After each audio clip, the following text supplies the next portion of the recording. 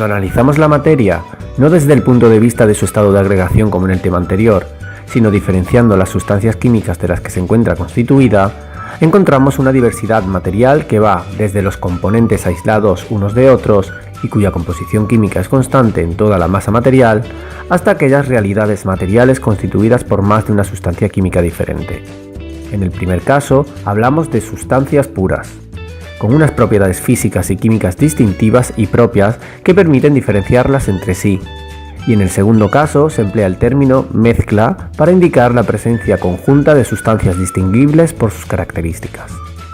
Si describimos las sustancias puras atendiendo al número de elementos químicos distintos que la forman, se puede distinguir las que están constituidas por un único elemento, como en el caso de oxígeno que respiramos, de las sustancias formadas por dos o más elementos químicos distintos, como ocurre en el agua, constituida por hidrógeno y oxígeno. Por otro lado, las mezclas de dos o más componentes diferentes podemos clasificarlas en dos grandes grupos atendiendo a su apariencia visual. Para aquellas mezclas en las que los componentes pueden observarse repartidos uniformemente por todo el volumen que ocupan, se utiliza el término homogéneo.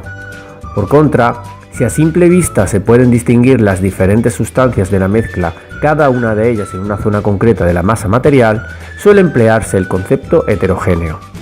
Como se aprecia en los ejemplos, el agua y el amoníaco pueden reunirse en un recipiente para formar una mezcla con dos apariencias totalmente distintas, bien con los componentes íntimamente mezclados por todo el recipiente, bien cada componente situado uno sobre el otro debido a su diferente densidad. A su vez, cada uno de estos cuatro tipos de sustancias pueden describirse a nivel microscópico dependiendo del tipo de agrupamientos atómicos entre sus elementos. Para el caso de las sustancias simples, formadas por un único elemento químico, este puede estar constituido por átomos aislados unos de otros, sin ningún tipo de unión, como ocurre con los metales como los átomos de hierro, o formando moléculas como el caso del nitrógeno, siendo este uno de los conceptos centrales de la química que describe las agrupaciones entre átomos para formar entidades discretas de composición química determinada. Para el caso de los compuestos químicos, estos pueden estar formados por millones de dichas moléculas, tal como ocurre en un recipiente con amoníaco, donde aparecen repetidas agrupaciones de nitrógeno y 3 hidrógenos.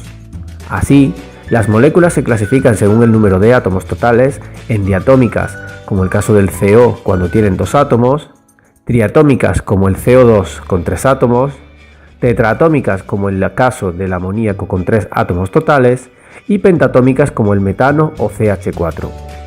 Para números mayores se emplean los prefijos griegos hexa, hepta, octa, nona y deca, tal como se emplean en matemáticas para indicar el número de lados de un polígono. Pero hay muchos compuestos químicos que no presentan moléculas independientes como unidad microscópica repetitiva, sino que sus átomos forman un entramado tridimensional, una red ordenada denominada red cristalina o más comúnmente cristal, donde al igual que le ocurre al cloruro sódico o NaCl,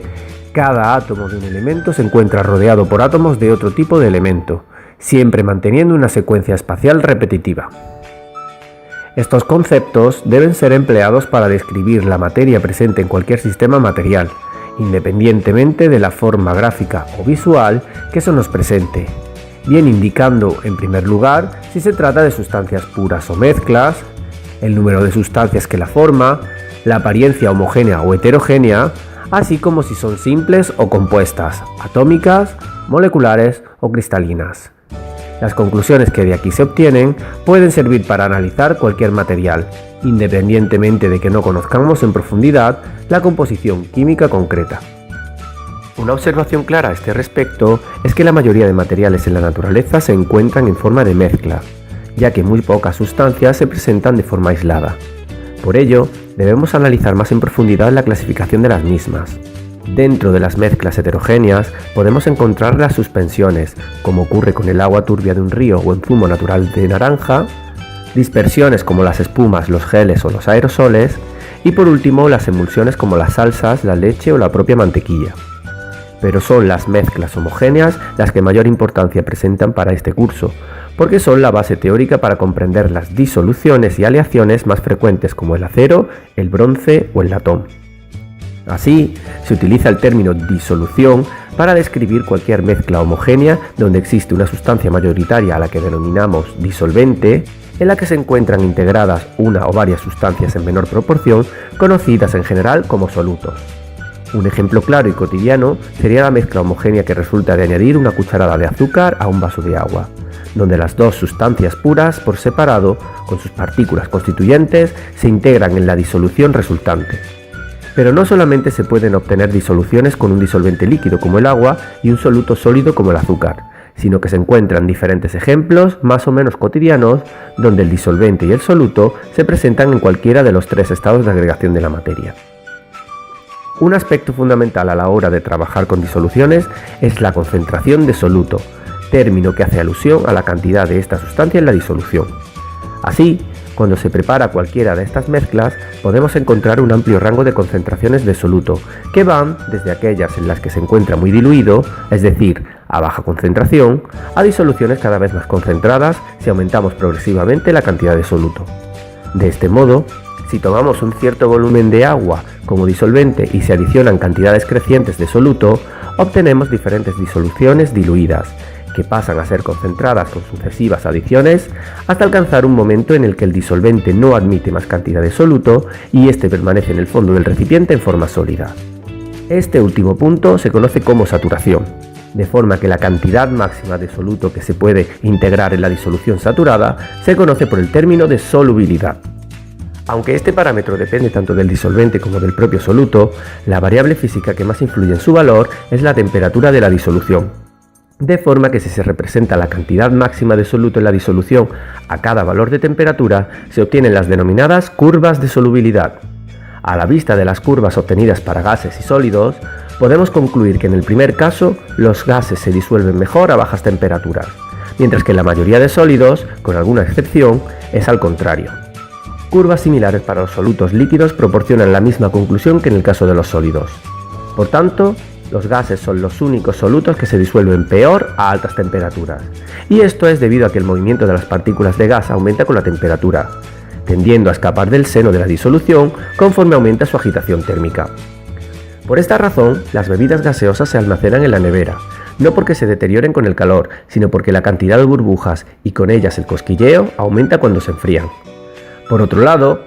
este mismo fenómeno explica que el colacao se prepare mejor en leche caliente que en fría,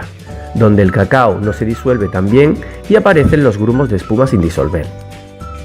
Pero estos conceptos de concentración y solubilidad no son cualitativos, sino que es necesario expresarlos numéricamente. Para ello surgen las diferentes medidas de concentración, cada una de ellas expresadas en unas unidades diferentes, como ocurre con cualquier magnitud. En este curso utilizaremos las tres más sencillas: el porcentaje en masa, el porcentaje en volumen y la concentración en masa. Las dos primeras no son más que calcular el tanto por ciento de la masa sólida o del volumen líquido que representa el soluto en la disolución. Por ello, normalmente la primera se emplea para sustancias sólidas y la segunda para sustancias líquidas. Hay que tener en cuenta que en ambos casos se deben emplear las mismas unidades en ambos términos de la división, para que se simplifiquen y queden en porcentaje. Por otro lado, la concentración en masa se emplea siempre que tengamos un soluto sólido y el disolvente sea líquido, lo cual es bastante frecuente en el laboratorio. De esta forma, dependiendo de las unidades de masa de soluto y el volumen total de disolución, el resultado de la concentración se puede expresar en diferentes unidades de medida.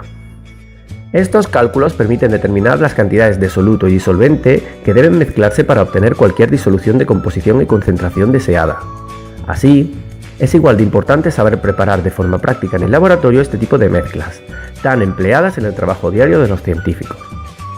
Este curso nos limitaremos al uso de disoluciones acuosas, es decir, donde el disolvente siempre es agua líquida, ya que son las que casi exclusivamente utilizaremos en nuestros estudios.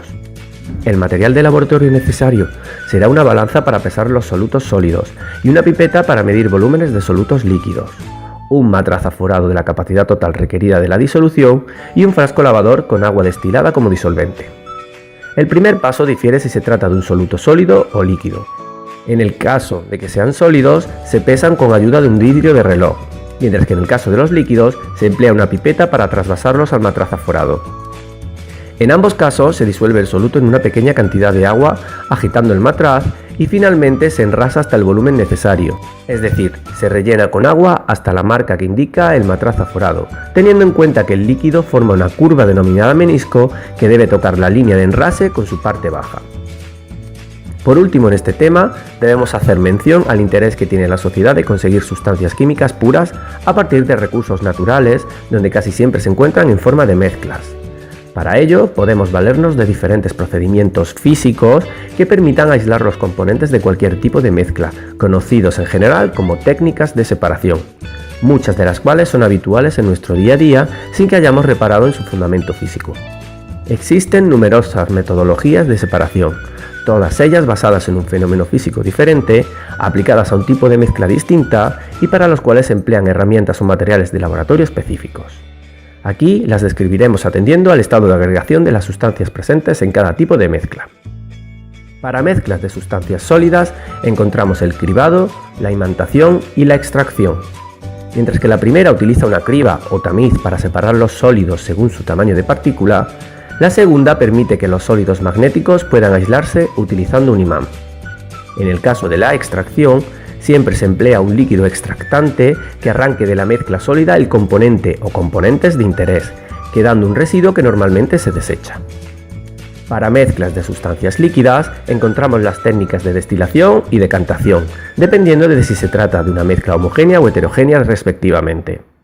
En el primer caso se aprovecha la diferencia en el punto de ebullición para separar mediante calentamiento en un sistema de destilación el componente más volátil, ya que hierve a menor temperatura, recogiendo y condensando sus vapores en estado puro. Por otro lado, si los dos líquidos se encuentran separados en dos capas diferentes de la mezcla heterogénea, la diferencia de densidad hace que en la parte inferior del embudo de decantación se deposite todo el líquido más denso y flotando sobre él se sitúe el líquido de menor densidad, de forma que la apertura de la llave permite obtener cada componente por separado. Por su parte, las mezclas de sólidos y líquidos son un gran grupo de materiales a los que se aplican principalmente 4 técnicas de separación, de las cuales solo una es aplicable a las mezclas homogéneas, es decir, a las disoluciones con soluto sólido y disolvente líquido. En este caso se emplea siempre la cristalización del soluto por evaporación del disolvente, cuando se deja reposar la mezcla en un recipiente especial denominado cristalizador, nombre que hace alusión al resultado final en forma de cristales de soluto. Pero a diferencia de la cristalización, las otras 3 técnicas de separación de sólidos y líquidos, como son la sedimentación, filtración y centrifugación, se emplean cuando se trata de mezclas heterogéneas. La única diferencia entre ellas es la forma y el tiempo que se tarda en separar los sólidos. Mientras que la sedimentación y centrifugación se basan en las diferencias en el peso de las partículas al hundirse en el líquido, bien de forma natural en la primera o forzada al hacerla girar a gran velocidad en el segundo caso, la filtración fuerza el paso del líquido a través de una superficie con agujeros minúsculos que retienen los sólidos. De esta forma, el material empleado en cada una de estas 3 técnicas es fácil de reconocer y recordar, puesto que hace alusión a la propia técnica de separación: sedimentador para la sedimentación, filtro para la filtración y centrífuga para la centrifugación. Finalmente, una forma especial de separar cualquier mezcla homogénea de hasta cientos de compuestos es la que utiliza alguna de las muchas técnicas cromatográficas disponibles, cuyo nombre proviene de sus primeras aplicaciones a la separación de los pigmentos de hojas y flores, que aparecen como manchas de diferentes colores. Así, la cromatografía se basa en la diferente solubilidad de las sustancias de la mezcla cuando se fuerzan a pasar por la superficie de un adsorbente, de forma que se quedan retenidas en diferentes posiciones conforme avanzan en su recorrido.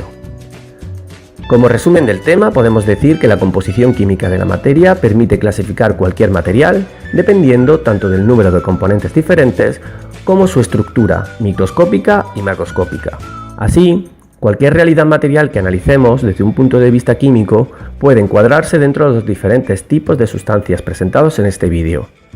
De todas ellas, las disoluciones o mezclas homogéneas de 2 o más componentes son de especial interés a la hora de describir la materia en términos de soluto y disolvente, independientemente del estado de agregación del componente en menor o mayor proporción. La cantidad de soluto o concentración en la disolución puede expresarse en diferentes formas, pero su valor siempre depende de la temperatura. Finalmente, Hemos descrito las principales técnicas de separación de mezclas que permiten aislar los componentes unos de otros para así profundizar en su composición y estructura química, tal como plantearemos en los siguientes temas.